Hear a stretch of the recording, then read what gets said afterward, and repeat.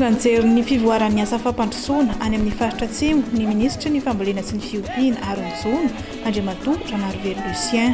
Ho an'ireo mpamokatra ao amin'ny fokotany Iavo, commune sy Anamaro, district Anambovimbe, izay nametrahana ny toeram-pamokarana ahitana ny teknôlôjia mitsitaitaika dia efa azo tsapahitanana ny vokatra tao anatin'ny 2 volana monja. Ny voly eto misy courgette, carotte sy ny tomatesy ahitana tombontsoa amidy sy atao sakafo. Dia misy vola nefa azonay tamin'ny 3 plasy bany na ahitavana hoe 5,000 sy 400 sy 3 hetsy.